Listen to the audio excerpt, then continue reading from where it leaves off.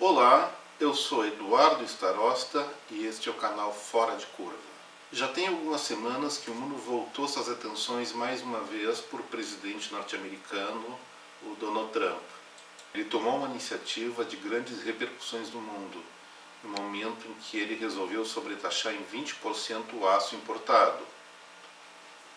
Para quem não está habituado com esse linguajar, sobretaxa significa a criação do imposto adicional, no caso, para produtos importados, ou seja, o aço que os Estados Unidos importa vai ficar, ou já está em alguns casos, 20% mais caro, mas isso limitado atualmente à China. Quando acontece isso, os produtores da mercadoria, do aço no caso, dentro dos Estados Unidos, acabam tendo vantagem. Por quê? Porque o aço deles é mais caro, tanto que importam por um preço mais barato, e aí eles têm esses 20% de vantagem para voltar a produzir e voltar a vender para a indústria interna. É lógico que essas siderúrgicas norte-americanas estão comemorando, estão apoiando todas essas medidas, enquanto quem exporta para os Estados Unidos, essencialmente China, Canadá, Brasil, Argentina e Coreia do Sul, inicialmente estavam perdendo uma importante fonte de comércio internacional. Porém, com o andar da carruagem, os Estados Unidos delimitaram que essa sobretaxa vai atingir praticamente só a China de exportador importante. E isso vai contra a tradição dos Estados Unidos, no sentido que o país sempre defendeu, desde pelo menos do final da Segunda Guerra Mundial, sempre defendeu o livre comércio dos países do globo. A formatação de uma opinião mais fácil vai pelo tradicional. A gente pode simplesmente dizer que isso aí foi mais uma loucura do Donald Trump. Mas, na verdade, ele tem bons motivos para fazer o que está fazendo, tendo como foco, evidentemente, o seu país. Vamos ver alguns números para a gente sair fora de curva. Em 2001, o PIB dos Estados Unidos, ou seja, todo o valor que aquele país produz num ano, era de 10,3 trilhões de dólares. Na mesma época, já estava claro que o principal concorrente geopolítico dos norte-americanos era a China. Mas a situação não era muito preocupante no curto prazo, porque o PIB chinês era de só 1,2 trilhão de dólares, o que não correspondia a nem 12% da riqueza produzida pelos norte-americanos.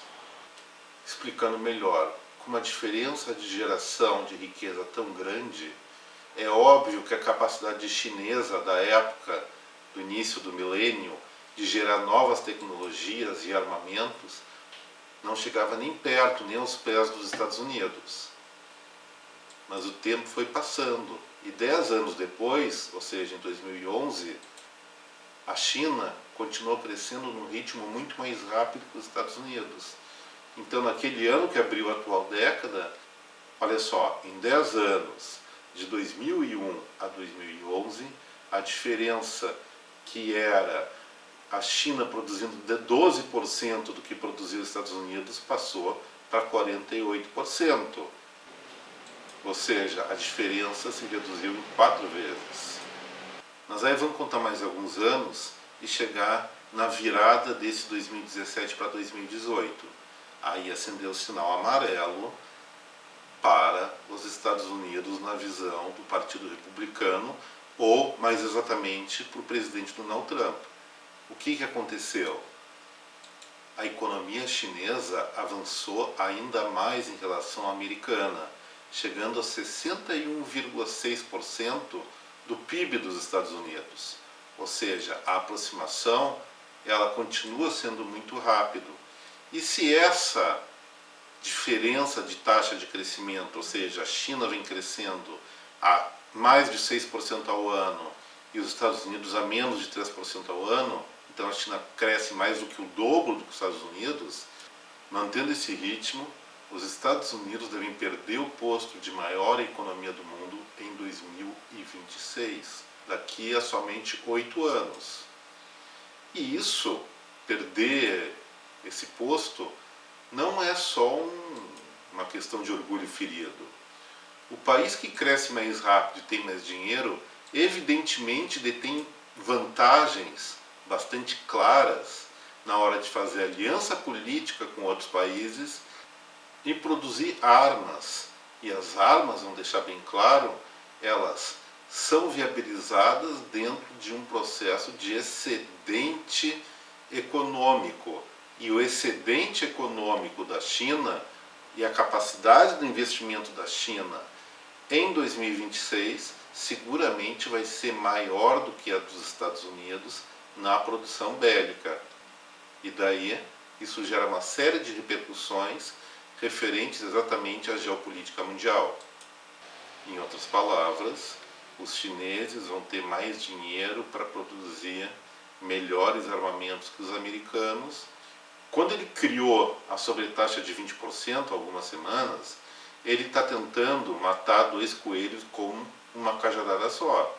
Ao mesmo tempo, ele está protegendo a indústria de base dos Estados Unidos e induzindo uma reaceleração da produção de várias fábricas dentro do próprio país, que tem grandes chances de impulsionar a economia para taxas de crescimento mais elevadas, acima daqueles 2,5%, 3% que tem sido histórico do país nas últimas décadas.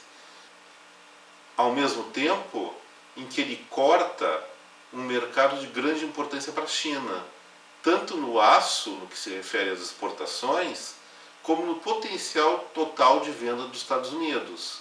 O efeito direto disso é uma perspectiva de menor crescimento econômico para a China, fazendo com que os Estados Unidos tenham, pelo menos por esse lado, um fôlego maior para manter mais tempo a dianteira da riqueza global. Vamos dar uma olhada nos números a mais para entender melhor a situação.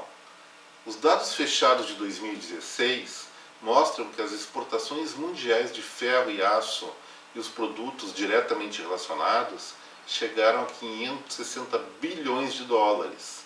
Especificamente em relação aos produtos mais elaborados de ferro e aço, no ano passado, os Estados Unidos importaram da China nada menos do que 12,4 bilhões de dólares. É dinheiro para dedéu. E é de reparar que até o meio da semana passada a situação não teve grandes novidades. Mas, quando o Trump botou esse bode no meio da sala, como se fala, evidentemente os bastidores da política global começaram a ferver. No final, poupando até Brasil, União Europeia, Argentina e Coreia do Sul e focando o bloqueio basicamente, ou a sobretaxa, basicamente para a China. Mas vamos ver, o Brasil inicialmente estava incluído nessa sobretaxa, assim como os outros países que a gente citou, foi excluído e ficou centrado só na China. O que está acontecendo aí? Por que os Estados Unidos focou basicamente na China? É evidente, porque a China é o grande inimigo geopolítico dos norte-americanos. E quando ele acena para um país como o Brasil, para uma União Europeia, para uma Coreia do Sul, olha, eu não vou colocar sobretaxa sobre teu aço, o país vai estar mostrando a disposição de uma maior aproximação geopolítica. Ou seja, nós esquentamos a nossa relação com você e você esfria as relações comerciais e principalmente políticas com a China. Isso não é uma coisa para hoje, mas é uma questão que provavelmente vai ganhar força, se não ao nível mais prático, pelo menos ao nível de debate, de polarização nos próximos anos. E a lama continua, pessoal.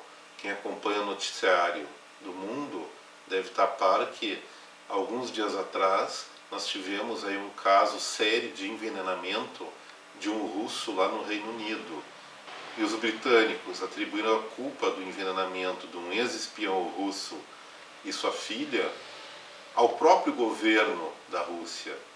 E começou a partir daí um festival de evasão de embaixadores. Era embaixador saindo da Inglaterra e voltando para a Rússia, saindo da Rússia, voltando para a Inglaterra, até os embaixadores norte-americanos estão saindo lá, não todos, mas vários deles, e está uma troca de embaixadores, que significa o que isso? Significa evidentemente, uma animosidade ao nível internacional. E só para botar um pouco mais de lenha na fogueira, essa bagunça está ocorrendo alguns dias depois que o presidente recém-reeleito russo, Vladimir Putin, anunciou um míssil que é tão rápido, parece que vai a mais de 10 mil quilômetros por hora, que simplesmente sucateou as defesas antiaéreas da OTAN.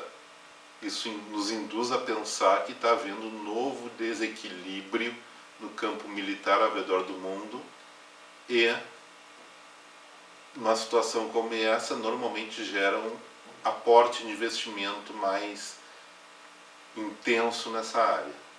Mas eu falei de sobretaxa do aço e depois comecei a comentar sobre a questão russa. E o que uma coisa tem a ver com a outra? Tudo.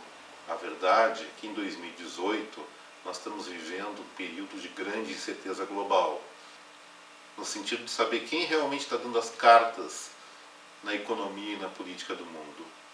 Depois da queda da União Soviética, o complexo tabuleiro do jogo geopolítico está reaberto. E não vão ser raros os novos episódios de tensão até uma nova acomodação dessa situação. Esses catastrofistas não precisam se entusiasmar demais com essa nova guerra mundial. Uma guerra entre países, ou até uma guerra global, só ocorre no momento em que uma das forças envolvidas tem certeza da vitória, mesmo quando frequentemente está equivocada.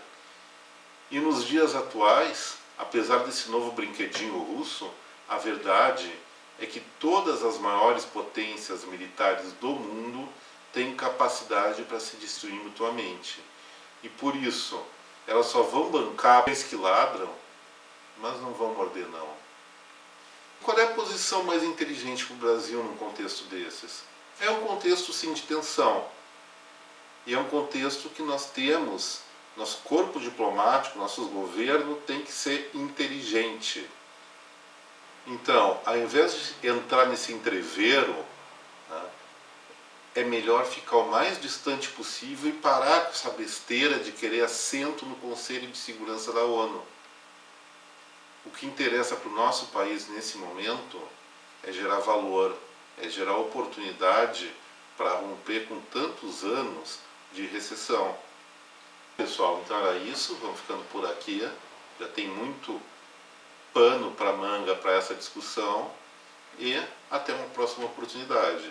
Se você gostou dessa postagem, por favor, compartilhe ela, coloque seu like aí embaixo, inscreva-se no canal e o mais breve possível eu volto com alguma coisa para se pensar nessa ideia fora de curva.